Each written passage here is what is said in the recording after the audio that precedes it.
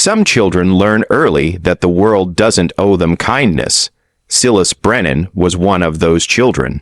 At 11 years old, he already knew hunger like an old friend, knew the sting of a hand across his face, knew what it meant to be invisible.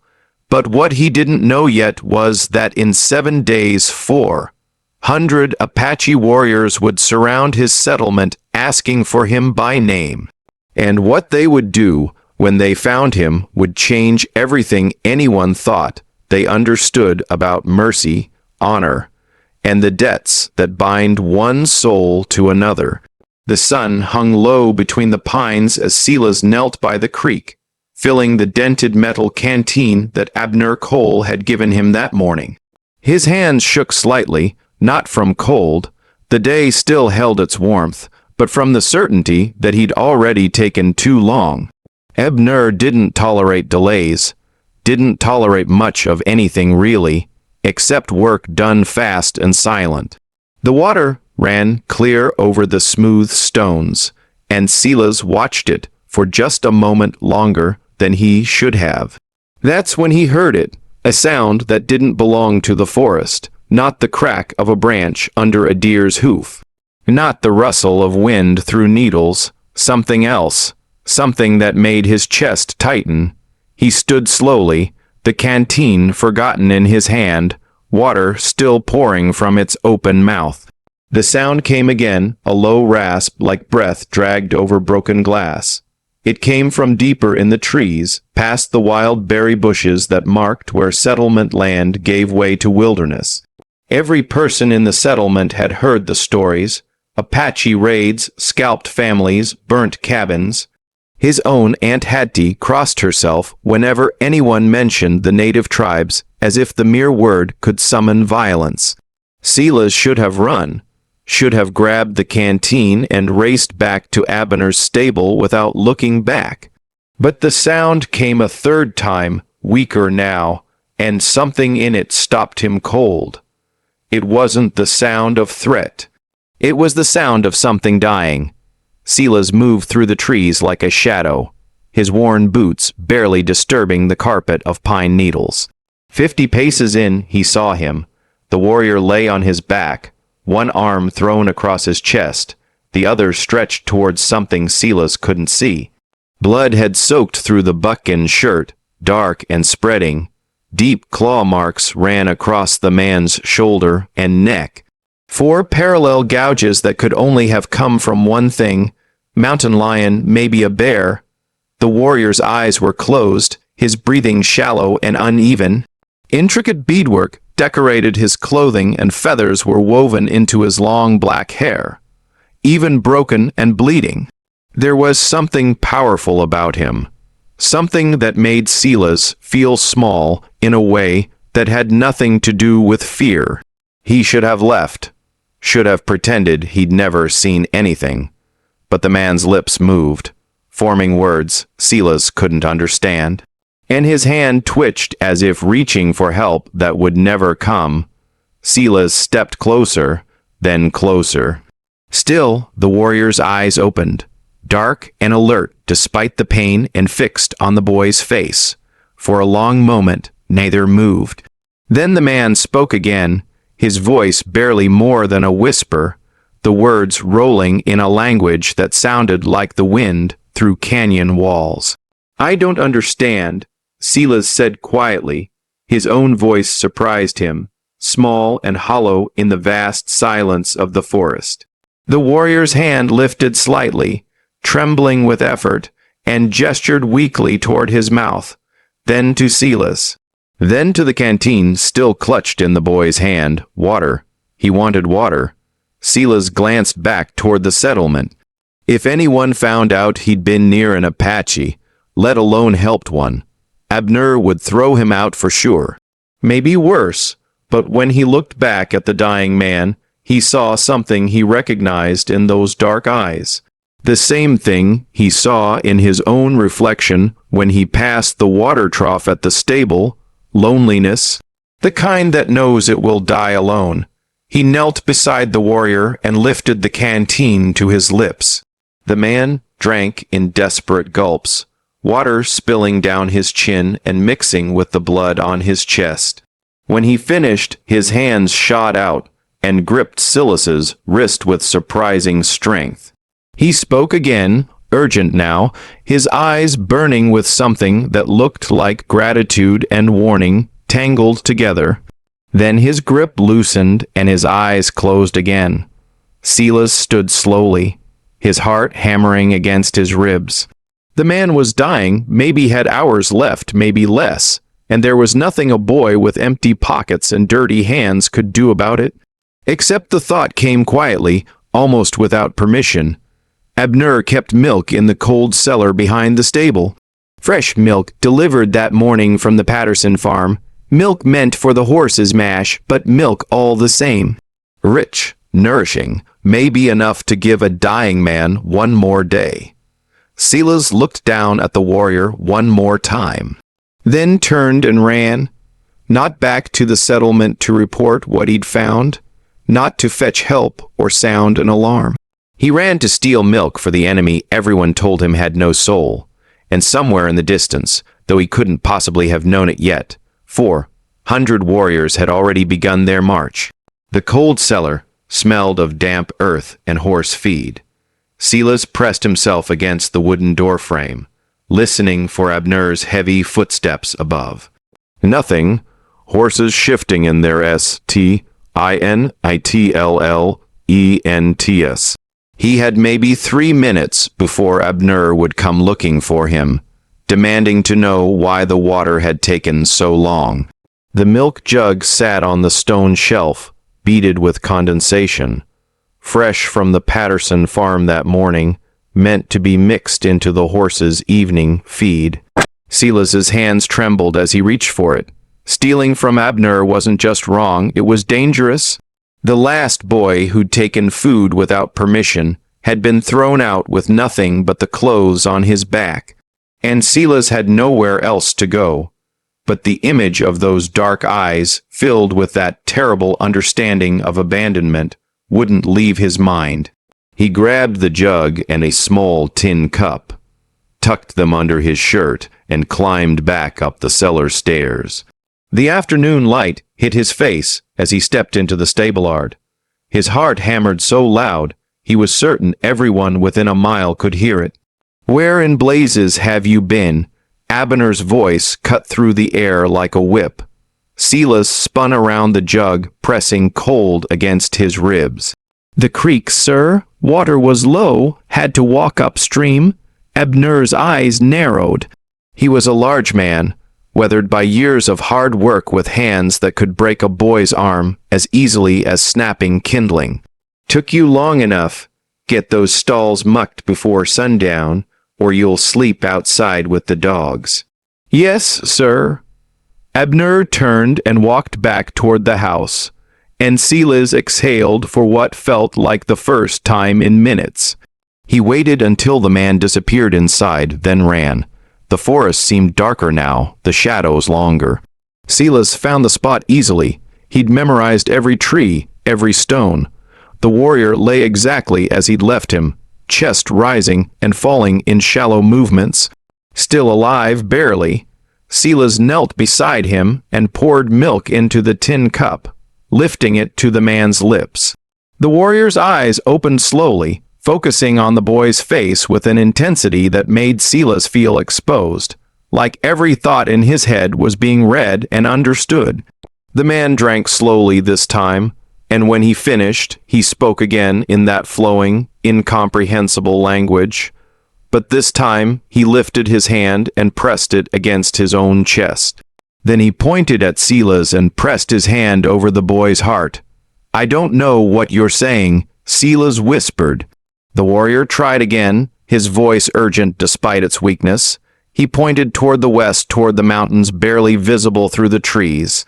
Then he made a gesture, fingers spreading wide, moving in a wave. Many, many people. He pressed his chest again, then reached up and touched Silas's face with surprising gentleness. "Are you trying to tell me something about your people?" Silas asked. The man's eyes filled with something that looked like desperation.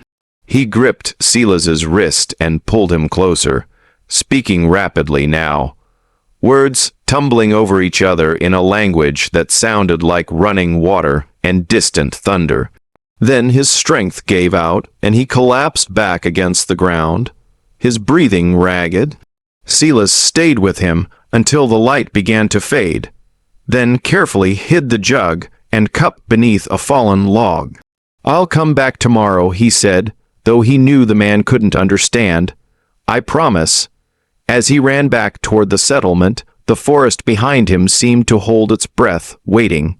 And in the stable that night, Abner Cole stood in the cellar doorway, staring at the milk jug that was now 3 in lower than it had been that morning. His jaw tightened. Someone was stealing from him, and when he found out who, there would be consequences. The boy thought he'd been careful, but in a settlement this small, secrets never stayed buried for long. 3 more times Silas made the journey. 3 more times he stole milk from Abner's cellar, his hands steadier each time, his lies more practiced. The warrior grew weaker with each visit, but his eyes never lost that fierce intelligence, that desperate need to communicate something important. On the 4th day, Reverend Hayes rode through the settlement, ringing the warning bell. Silas was mucking stalls when he heard it. That harsh clanging sound that meant danger. He dropped the shovel and ran to the main road where people were already gathering. "Apache signs on the northern ridge," the Reverend announced, his face pale beneath his wide-brimmed hat. "Tracks, fresh ones, at least a dozen horses, maybe more. Everyone needs to stay close to town. No one goes into the forest alone." Silas felt his stomach drop. His secret suddenly felt heavier, more dangerous. If they found out he'd been going into the forest every day, if they discovered what he'd been doing, boy. Abner's voice cut through his thoughts. "Get back to work, and if I catch you sneaking off anywhere, you'll answer for it." Silas nodded and returned to the stable, but his mind was racing. He couldn't go back to the forest now. Too risky. But the warrior was dying. Without food, without water, he might not last another day. That night, Silas waited until Abner's snoring rattled the walls, then slipped out through the back window. The moon hung thin and pale, casting barely enough light to see. He ran through the darkness, stumbling over roots and rocks until he reached the familiar spot. The warrior lay still, too. For a terrible moment, Silas thought he was already gone. Then the man's eyes opened, and Silas saw the truth in them. This was the last time there would be no tomorrow. Silas knelt beside him and offered water. The warrior drank only a little, then pushed the cup away. He reached up and touched Silas's face, his fingers trembling. When he spoke, his voice was barely a whisper, but there was urgency in every syllable. He pointed west again, made that spreading gesture. Many, many people. Then he touched his own chest and spoke a single word, repeating it 3 times. Nachai, Nachai, Nachai, his name. He was telling Silas his name, Nachai. Silas repeated softly, "The warrior Nach." I smiled. Then his expression changed, becoming serious, almost pleading. He grabbed Silas's hand and pressed it against his own chest over his heart. Then he took Silas's other hand and pressed it against the boy's chest. He spoke again, longer this time, the words flowing like a prayer or a promise. Silas understood none of it, but tears burned in his eyes anyway. Nish's grip loosened, his eyes closed, and between one breath and the next, he was gone. Silas sat there for a long time, holding the hand of a man whose language he didn't speak, whose people he'd been taught to fear. But in that moment, none of it mattered. He'd watched a person die. A person who tried so hard to tell him something important. Something about many people coming, something about hearts connected. Using his bare hands and a flat stone, Silas dug into the soft earth. It took hours. By the time he finished, his fingers bled and his shoulders etched. He lowered Nisha's body into the shallow grave as gently as he could. then covered him with soil and pine needles.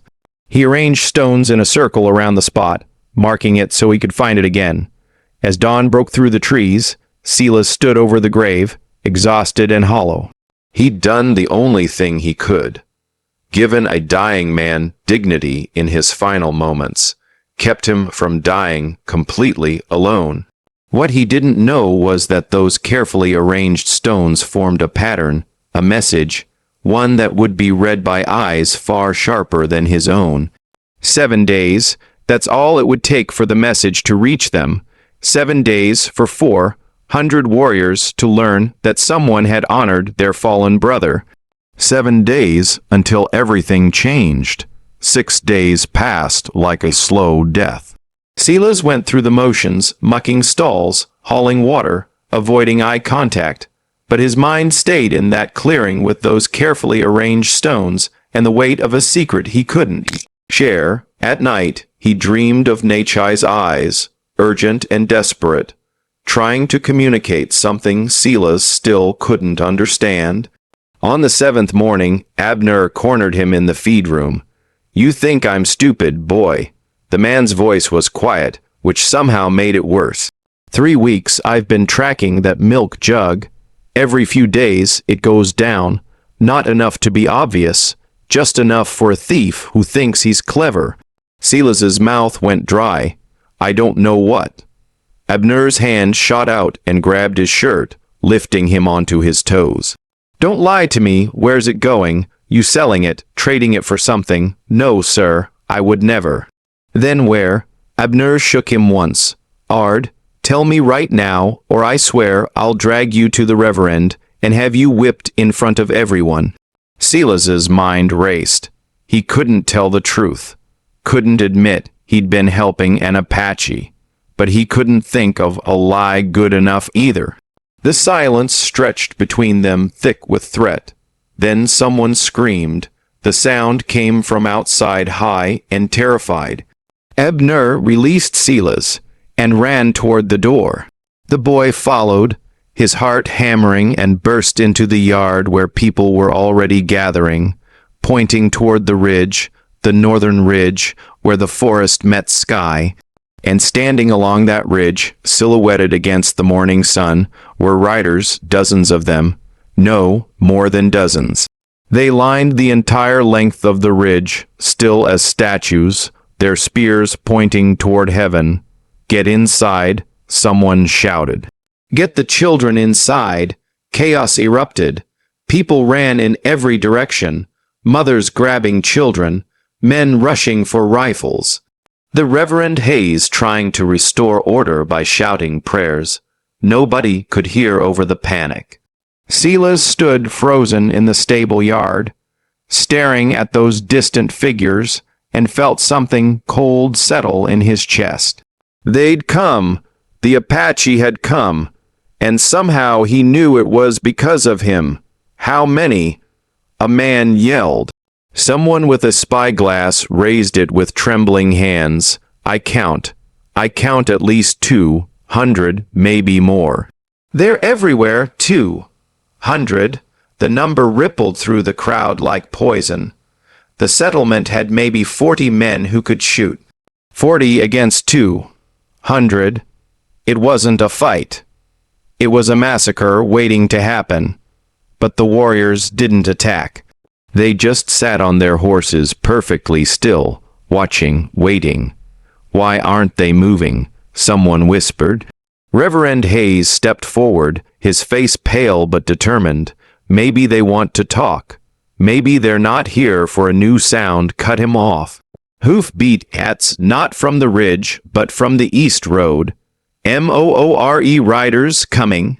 Another line of warriors, these ones closer, moving in perfect formation. They stopped 100 yards from the settlement's edge and formed a wall of horse flesh and iron. Behind us, another voice screamed. Silas spun. The south ridge now held another group, and when he looked west toward the mountains, he saw even more. They'd surrounded the entire settlement. Not 200 warriors, more, so many more. They've boxed us in. Abner breathed. We're trapped. The crowd pressed together.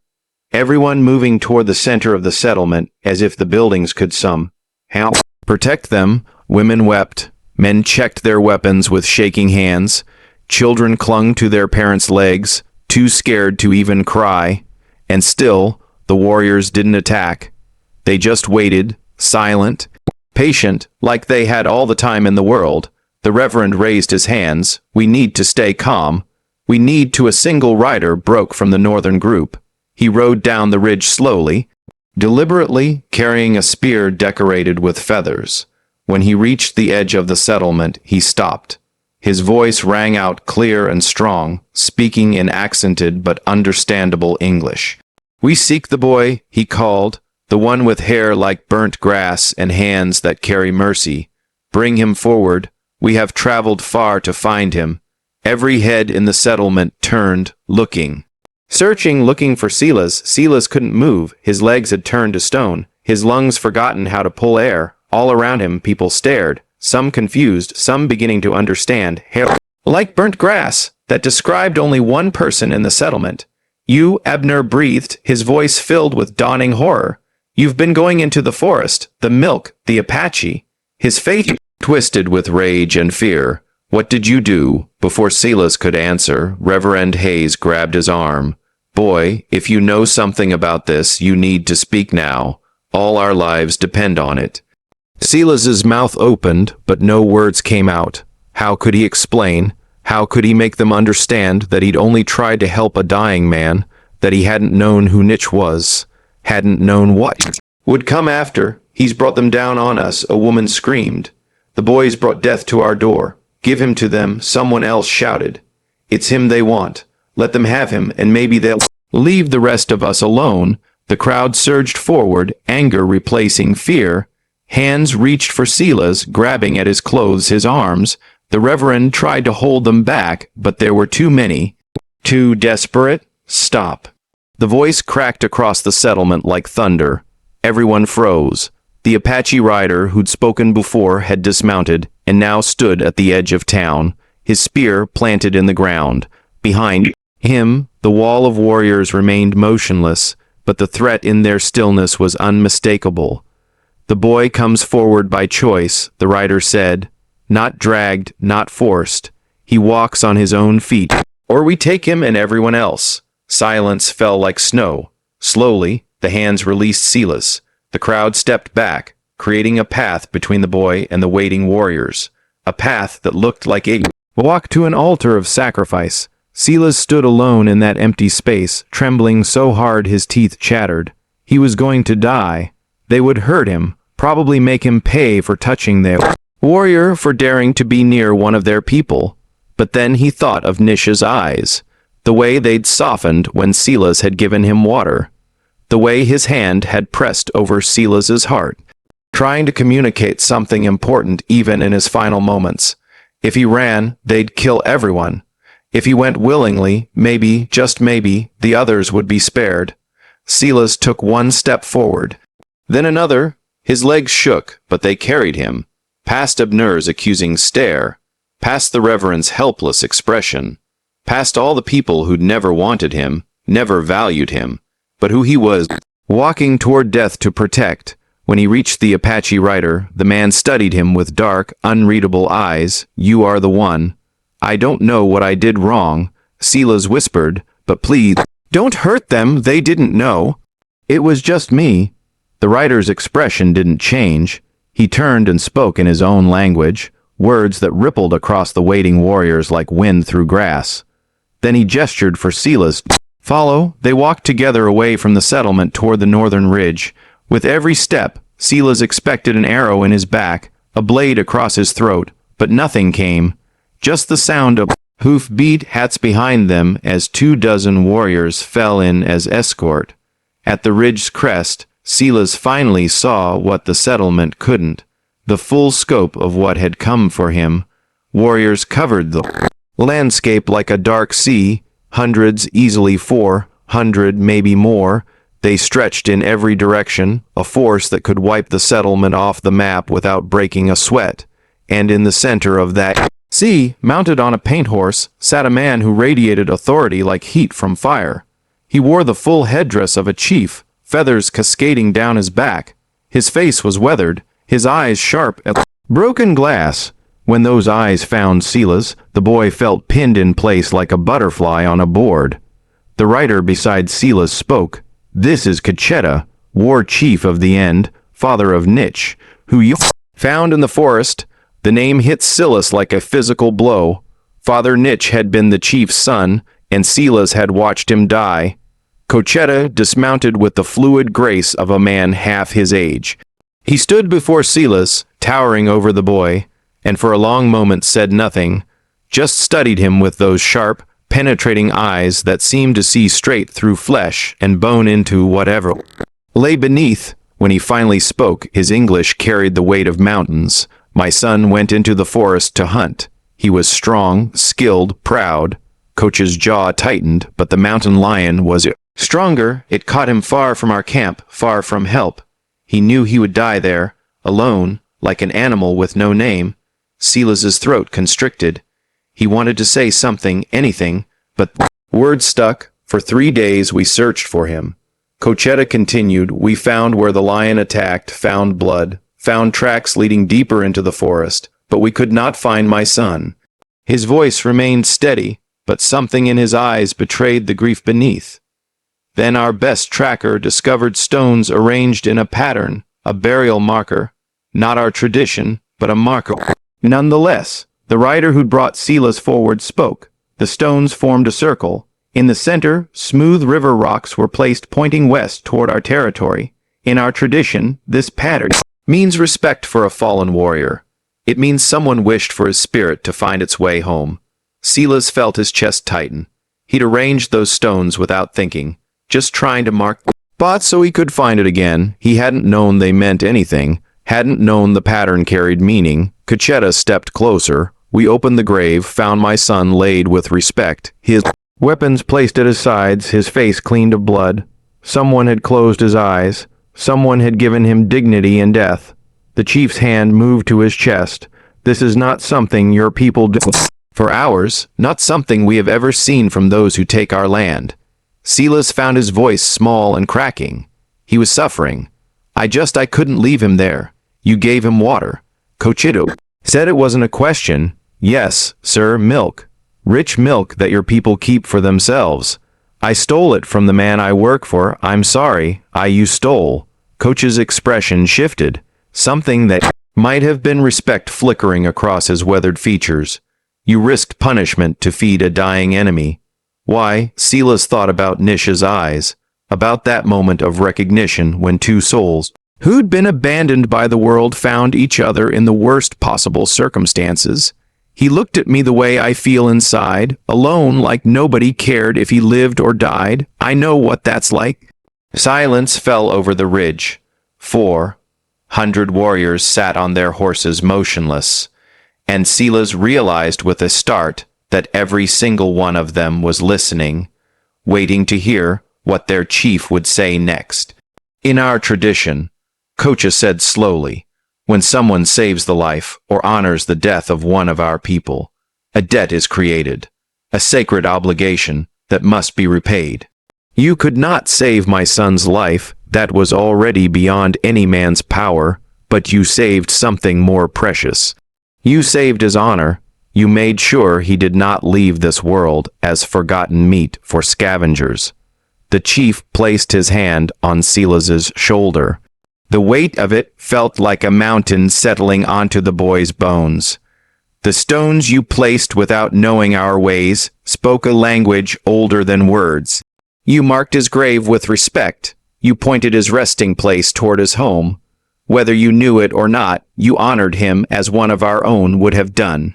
Silas's eyes burned. He hadn't known, hadn't understood that those simple stones would mean so much. "You are 11 years old," Kecheta said. "Nach was 23, a warrior, a leader, my only son." His voice didn't break, but something in it fractured just the same. "And now I must repay the debt your compassion created."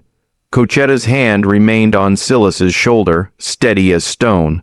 Around them, the 400 warriors waited in absolute silence. Even the horses seemed To understand the weight of this moment, standing still as carved wood, among my people, Cachetta said, there is a law older than memory. When a life debt is owed, it must be paid in equal measure. You honored my son in his death. You showed mercy when you had every reason to show fear. You gave food from your own mouth when you yourself were hungry. The chief's eyes held Silas's unblinking. This debt cannot be paid with horses or weapons or land. It can only be paid with what you gave, heart for heart, honor for honor. Silas didn't understand, couldn't understand. His mind felt slow, clouded by fear and exhaustion, and the impossible reality of standing before hundreds of warriors who could end his life with a single word from their chief. I offer you a choice, Cachetta continued. The first choice, you become my son, not in words alone, but in truth. You will live among us, learn our ways, be trained as Nietzsche would have been trained. Everything he would have inherited, respect, position, knowledge will be yours. You will never hunger again, never be unwanted. Again, you will be day, Apache one of us. The words hit Silas like physical blows.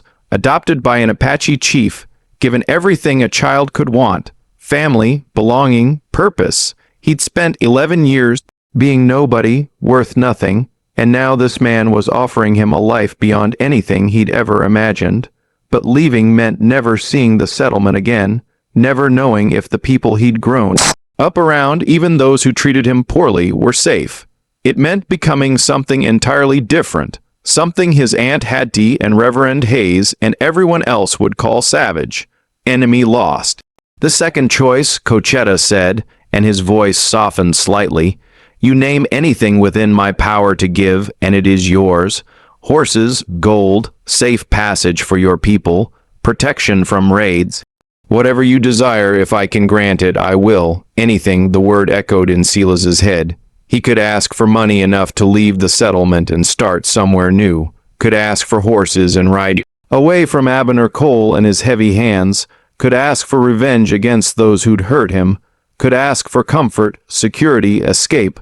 But as he stood there, wind pulling at his ragged shirt, he thought about the terror on the faces of the settlement people, about how quickly they'd been willing to throw him to the wolves to save themselves, about the years of being invisible, unwanted, tolerated but never loved, and he thought about Nietzsche, about how in his final moments the warrior had tried so desperately to communicate something important. Not a warning, not a threat, a message, about connection, about hearts touching across the divide of language and culture and fear. I don't know what to choose, Silas whispered. Cachetta nodded slowly. This is wise. Big choices should not be made quickly. He glanced at the rider beside him, then back at Silas. But know this, if you choose to become my son, you choose all that comes with it. Our enemies become your enemies. Our struggles become yours. The life is hard, boy. Harder than mucking stalls and stealing milk. And if I choose something else, then you return to your people with whatever you have asked for, and the debt is paid. We will not meet again. My warriors will leave this place and never return. Silas looked down at the settlement below. From this height, it looked so small, fragile. The buildings that had seemed permanent now appeared temporary, like children's toys arranged in the dirt. He could see people gathered in the central square watching, waiting to learn if they would live or die based on what a boy they'd never valued would say next. The weight of 400 lives pressed down on him, his own people who'd shown him nothing but hardship, and Coach's people who'd traveled days to honor a debt to a child they didn't know. Can I ask you something first? Silas said quietly. Cachetta inclined his head. Silas took a breath that felt like it might be his last free one. The question forming in his mind was dangerous, possibly foolish, but it was the only one that mattered. When Nachai was dying, he said slowly. He kept pointing at his heart, then at mine, like he was trying to tell me something about connection, about understanding. Silas met Cachetta's eyes. Do you think that's what he meant, that even though we're different, we're the same underneath? Cochetta was silent for a long moment. When he spoke, his voice carried something that might have been surprise. My son was wise beyond his years. Yes, I believe that is exactly what he meant. Then I know what I want to ask for. The chief waited. Teach them. Silas gestured toward the settlement below. Teach my people that not all Apache are enemies. Show them what I learned, that you have honor, that you value life, that you're not the monsters they think you are. His voice grew stronger. And let me teach your people the same thing, that not every settler wants to take from you, that some of us just want to live without fear. The silence that followed was so complete that Silas could hear his own heartbeat. 400 warriors sat motionless. Cochetta's expression was unreadable, carved from stone and shadow. Then slowly the chief began to nod. You are a strange child, Cochetta said, and something that might have been a smile touched his weathered face. You could have asked for wealth, for power, for escape from hardship. Instead, you ask for something that benefits everyone but yourself. He placed both hands on Silas's shoulders. My son chose well when he marked you as worthy of honor. Cochetta turned to face his warriors and spoke in their language, his voice carrying across the ridge like wind through canyons. Silas didn't understand the words, but he understood the response. 400 spears lifted toward the sky in perfect unison, then struck the ground once with a sound like thunder. Agreement, acceptance. The chief reached up and removed the bone necklace from around his own throat. It was simple, but beautiful, carved with symbols Silas didn't recognize. This belonged to Nitch. He wore it from the day he became a warrior. Now it belongs to you. While you wear it, you walk under the protection of the Unda. No Apache will raise a hand against you or those you claim as your own. He placed it around Silas's neck. The weight of it felt sacred. 3 horses, Cochetta continued. Strong ones, they are yours to keep or trade. And this promise while you live, while that necklace remains around your neck. No warrior of mine will raid your settlement. Your people will be safe. Tears streamed down Silas's face. He couldn't stop them and didn't try. Go back to your people, Kocha said gently. Tell them what happened here. Tell them that an 11-year-old boy taught both our people something we'd forgotten. That mercy is stronger than hate.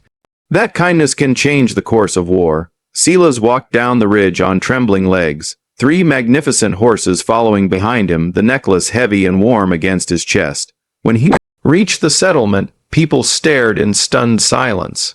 At the boy they dismissed, at the horses, at the Apache who were already beginning to depart, heading back toward the mountains in organize columns. Abner Cole stepped forward, his face a mixture of shame and confusion. Boy, my name is Silas, he said quietly, and I don't work for you anymore. He walked past them all, past the Reverend, past his aunt, past everyone who'd ever looked through him like he wasn't there. He walked to the edge of town and stopped, watching the Apache disappear into the distance. For the first time in his life, Silas Brennan understood what it meant to belong to something larger than himself. Not because someone had taken him in out of pity, but because he'd earned it with compassion when compassion was the hardest thing in the world to give. The settlement would never forget the day 400 warriors came for a poor boy who'd shown mercy to a dying enemy. And neither would Silas forget the moment he learned that sometimes the smallest act of kindness can echo across generations, changing hearts that everyone had believed were beyond changing. The debt had been paid, but the bond it created would last far longer than any of them could know. If you enjoyed this story, click the video on your screen now to watch another unforgettable tale where courage meets destiny in the untamed frontier. Don't forget to subscribe and consider a super chat to help us keep bringing you more stories like these.